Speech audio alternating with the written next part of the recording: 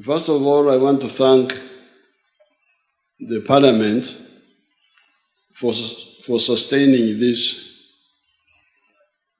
effort of the prayer breakfast.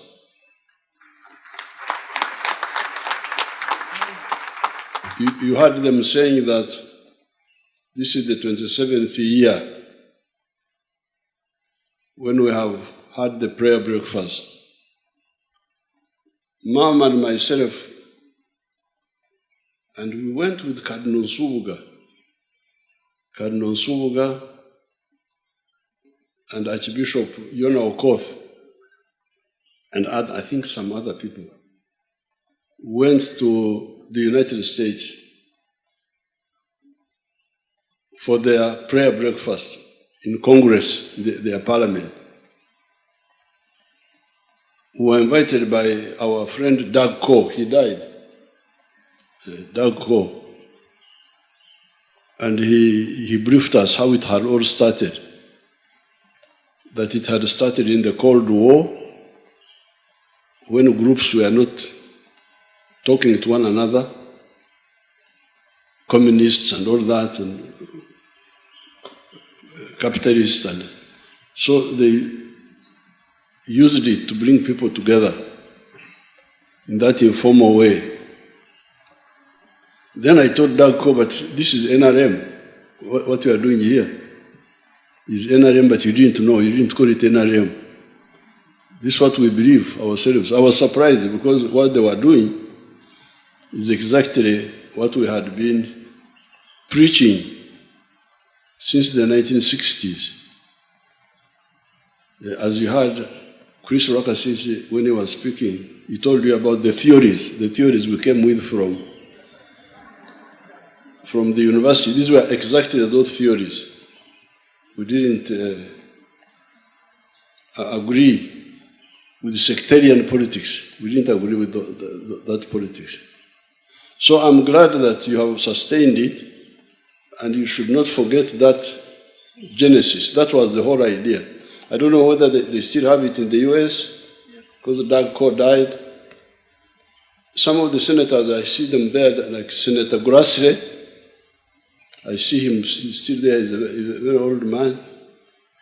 But I don't know whether they are continuing. I have not been there recently. So this is point number one, to encourage the Parliament Prayer Breakfast Group to sustain it, sustain the effort.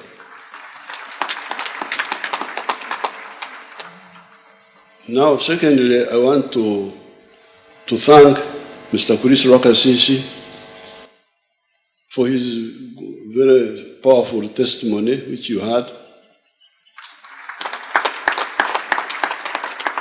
And I also want to thank Bishop Masinde for his message of forgiveness, but adding also tolerance, making 3 words instead of 2. Instead of forgiving and forgetting, but we also tolerance thereafter as a culture. Now, my only little contribution would be, like the way we were handling, like the case of Mr. Chris Rakasisi, I think the church leaders and the Muslims need to spend a little bit of time, because I have been involved in all this. I've been involved in the politics of Uganda from 1960, more or less, as a youth. I was involved. Of course, Chris Rakasisi was also involved in UPC from very early. But as we were getting involved, some of us were coming from a cultural base, which some of the cultures in Africa here are very strong cultures, which I think you should somehow study them, how they can blend with Christianity and maybe Islam, because like some of the things we did were partly Christian but also traditional. in some of the communities we come from, I've been thinking about this, but I had not crystallized it. But when I heard the talking, and now it again came in my head. Like in our area, where Rokasis also comes from, we never believe in surprise attack. Surprise attack is regarded as cowardice. But in other parts of the world, surprise attack is cleverness. Surprise people, you are clever. But here, even for war, you must, like if I come to fight with you, and I find you looking the other way, not seeing me, not knowing that I've come from behind you, I clear my throat. And you turn around. And when you turn around, I insult you, I've come to cut your mother something. Then you fight.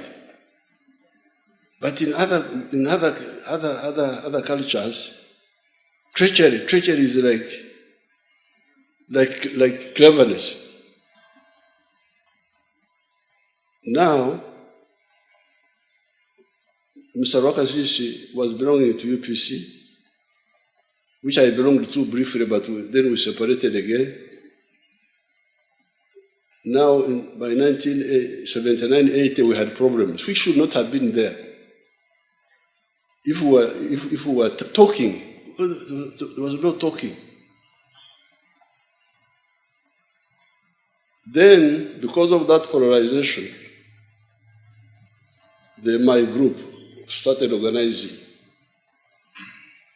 First of all, we were supposed to create one army of the different factions. Now, Otafire, one of us, said that we had 9,000 guns, we had 9,000 rifles with us that time by the fall of Amin. But to form a new army called UNRA, we had to give in all our guns. Now, Otafire, who was one of us, said we should hide at least 1,000 guns and hand in the others.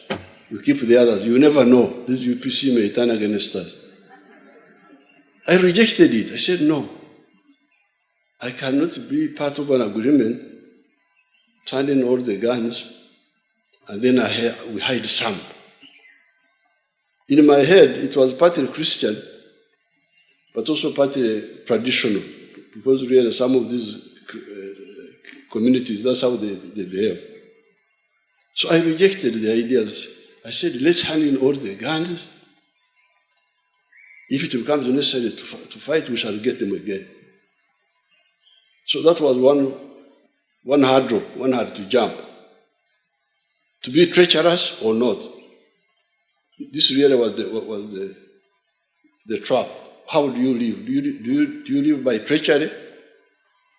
I cannot live by treachery. I rejected it. Let's hand in all the guns. If it becomes necessary, we shall get those guns. So that was hurdle number one. And I don't know how I would feel if we had listened to Otafire. I think I would be dead from blood pressure and from internal disgust with myself.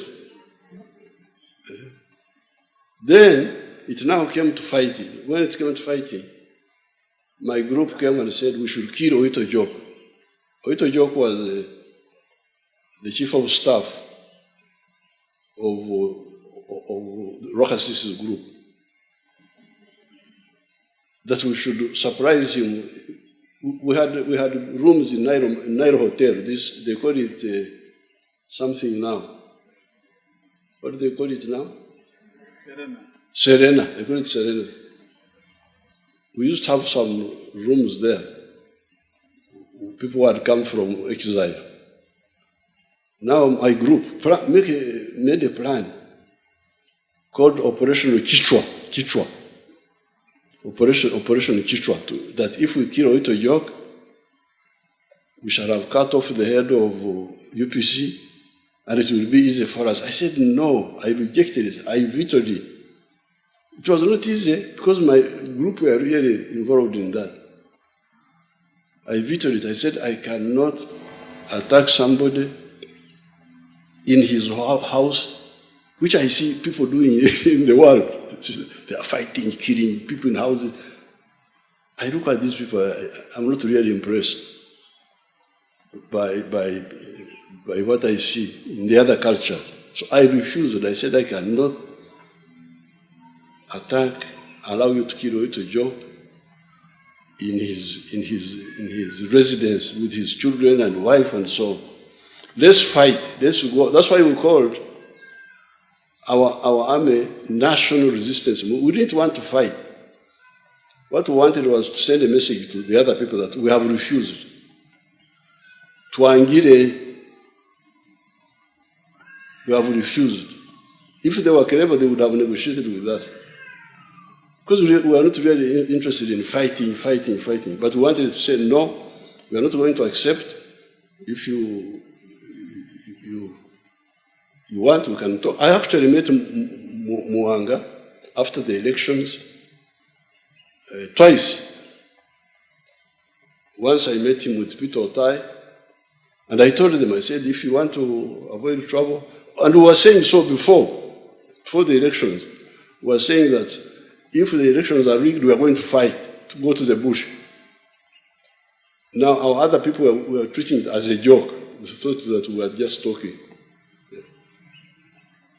So that was trap number 2, which I, fortunately I saved our army from doing treachery. Then when we were in the government here,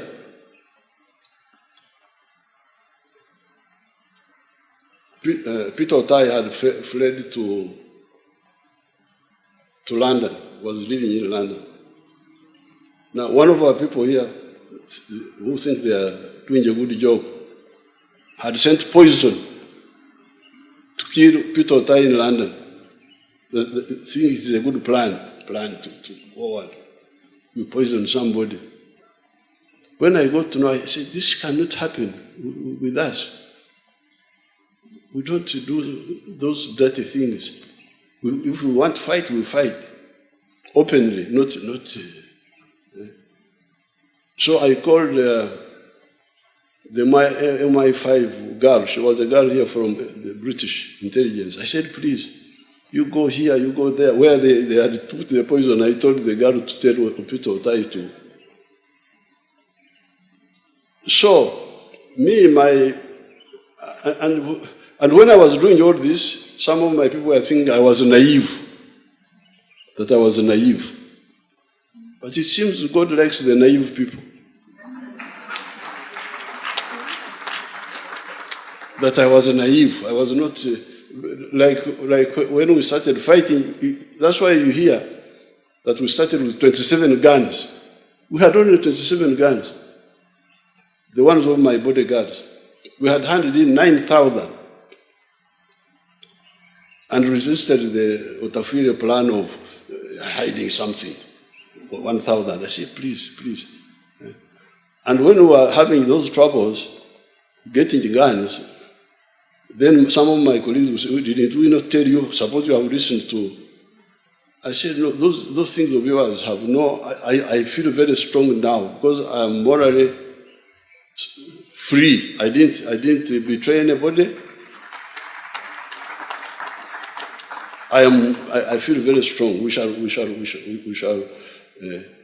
Of course, I'm sure God looks at the naive.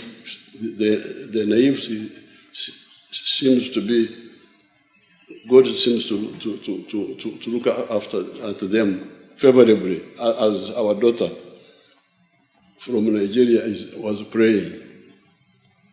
So now when it came to Chris, another side, another what you need to know, for the NRA, especially the army, we actually believe in the law of Moses.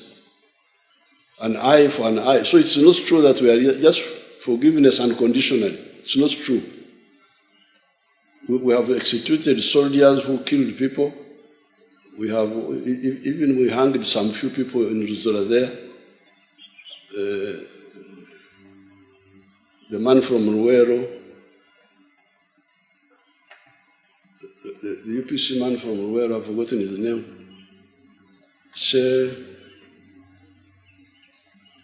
There was a UPC man in Ruero whom,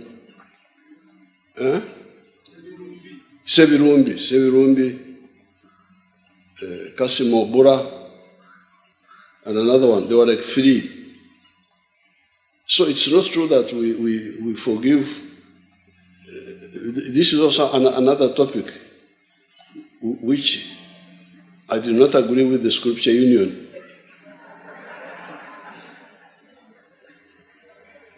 In the 1960s, because in the book of Matthew, it says when they hit you on the left, you turn the left. I said, that one. You're silly, yo. Now, how I argued with Albert Taylor, our traveling secretary of the Scripture Union, 1965, at our conference in Muiri. I said, but when Jesus found people sailing in the Yekaru, he was violent. He overturned tables and upset the plates and everything, and there's no record that he paid compensation. So I have never agreed that Christians should be pacifist or should, in fact, the NRA, our concept of justice is like the old Mosaic law, an eye for an eye, a tooth for a tooth. But it must be truthful. So when it came to the case of Chris, of course I have not had time to discuss with Chris all the details. When I was saying that Chris killed my 2 children, it's true that UPC killed our 2 children. It is true. UPC, Chris's group. Chris's former group. It is true they killed they killed many people, including our 2 children, Kamu and Namara. They were not directly from Mom and myself, but they were of our relatives. So it's true that that group there killed a boy called Kamu. There were school children here in Kampala, staying in Nakurebe. They were just killed, 2 of them. One was called Kamu, another one was called Namara. They were killed. So it was true. It was. But when it came to the case of Chris, and this is where I would also want to share testimony. He left out a step in his message which you should put in. And this was, when you are condemned to go where he was, isolation, waiting to be hanged, there is another step which he did not mention. There is a committee called the Prerogative of Mercy Committee. This is a committee of some prominent lawyers who studied the case again and advised the president. In the case of Chris, I think if I remember correctly, for them they had advised that I should hang him. Chibita, do you remember that? Come and tell us, Chibita, Judge. Because Chibita was my legal secretary. Your Excellency, the committee advised that we needed to talk to the families of the victims. And we went to Mbarara and met... Oh, that's what they advised? Yeah, that we talk to the families and see what they say. So we went and talked to 3 families. And they said whatever His Excellency decides, but as far as for us we are concerned, would let the law take its course. And that's what we came and advised Your Excellency. Mm-hmm. So, when but I remember, when I got those documents, I don't remember which type, regarding Greece. There was still the old state house here, a small state house here, and I had the small office on the other side. I went there and prayed.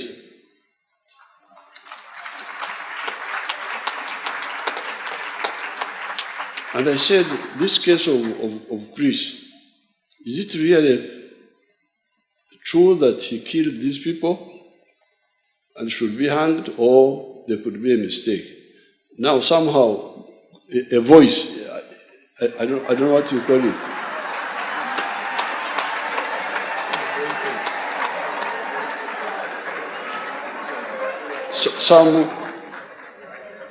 My Baroque people call it a voice, but it was like a feeling inside me. But I think that's what you call voice. Told me that it's not correct. Don't sign that instrument, whatever it was, whether it was the death sentence or whatever. So don't sign it. That one I remember very well. In that small office, the old office of the president. So that's when now we had to kick because you see for me, I think blending the Christianity and the modern law of punitive, which is also similar to the NRA, which is an eye for an eye, but blending it with the tradition. Because according to our traditions, there must be full accountability. But accountability is not always punitive. It can be reconstructive. In our culture, there are 2 mistakes. There is shedding of blood, which attracts what we call enzugu. Enzugu is vendetta. According to our tribal laws, if you kill my brother, I am duty bound. There is now enzugu between my clan and your clan. And I am duty bound to revenge. Okora. But the other side can come and negotiate for reconciliation. That is, they call it Okaraba. They can come and we negotiate and we say, instead of revenge, they pay maybe some, they call it Okaraba, bring cows and so on and compensate. And then they perform ceremonies and the matter is finished. That is now a big offense like bloodshed. If it is a small offense, okchumura, like insult, like what Bishop Masinde was saying, our solution is, that is called okchumura. It is not enzugu, but it is okchumura.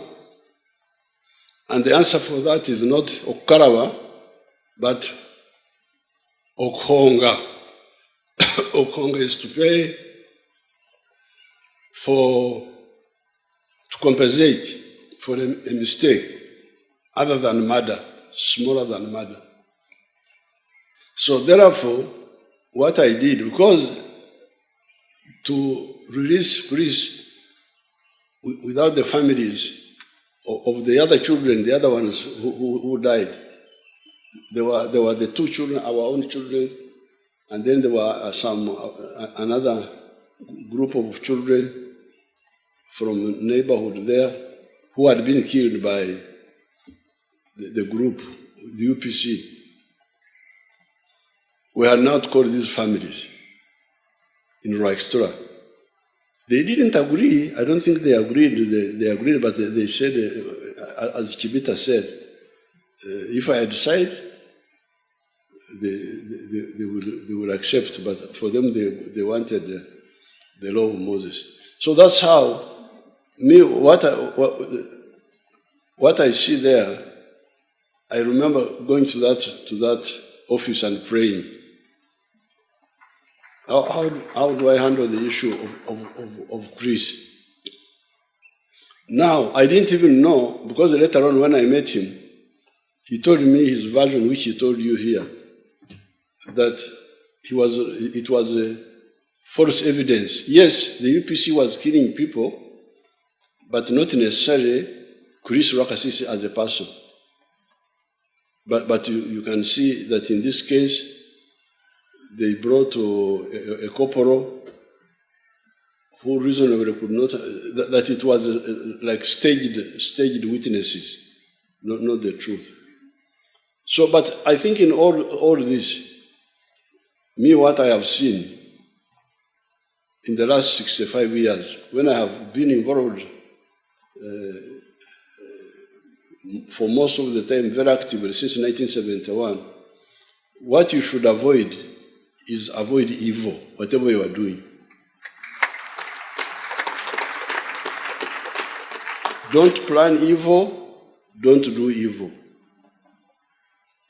And like my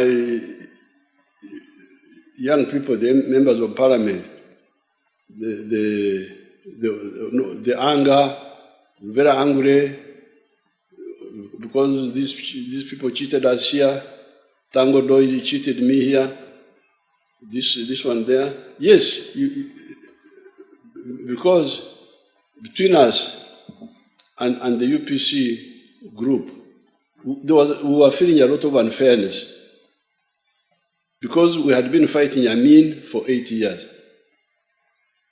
And then when we come here, UPC wants to exclude us and do it behind the Tanzanians. They thought that with the Tanzanians here would do nothing. Of course, it was a miscalculation. And that's why, so we were very angry with them. Very angry with Moshi.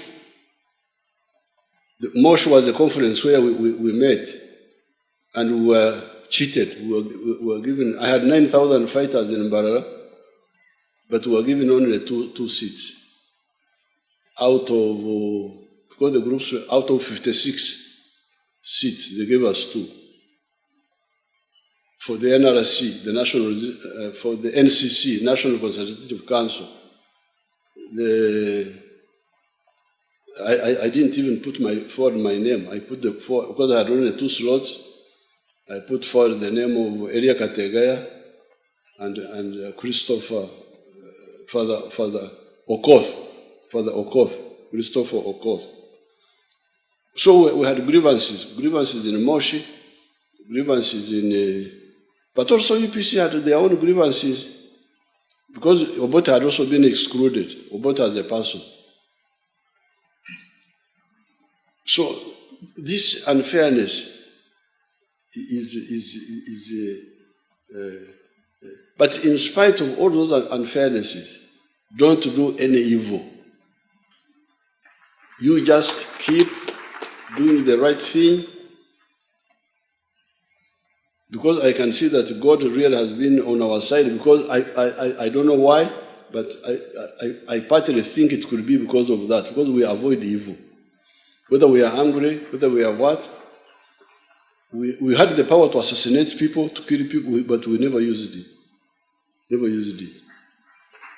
Assassinate people, do this, poison. No, we rejected that. Our fight was open fight. And avoiding all dirty ways of fighting.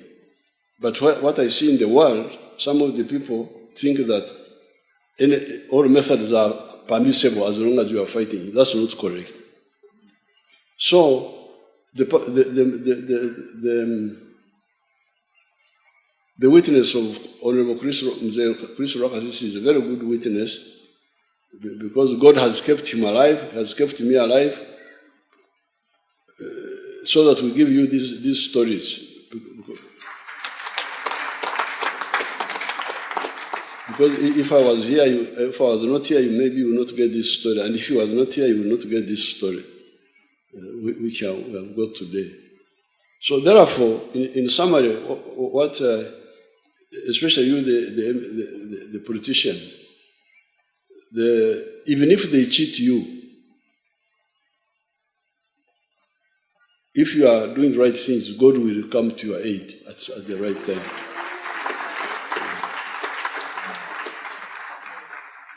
And you don't have to be bitter, because even after the elections, we could have negotiated with the UPC. That's why I met Mwanga in Kororo with Peter Otai, and again I met him here. He had a house here somewhere near Victoria Hotel. He had a house somewhere there. I met him there to this time, and I told him that if you want to avoid trouble, we should talk seriously. But they were not interested. So please, when you are, what Bishop Masindi is telling you, whatever is happening, look for the good things, if they are there, about your country, and talk about those also. Even if you are rejecting some things, but there must be some good things that you can talk about. And if, like in the UPC had agreed that time, we would have talked, we would have found a solution, but they didn't agree. We had also talked with the DP, but the DP also had their own plan to use religion to do what. So this is a very powerful, this is a very powerful testimony from the Chris Rokasisi, and a very strong message from Bishop Masinde. I'm very happy that we are all here to listen to the two.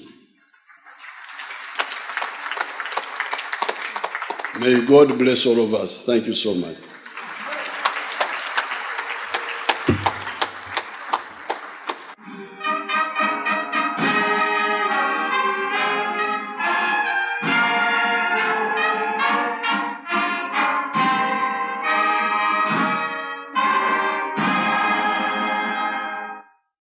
New Vision TV. Stream smart, stream New Vision.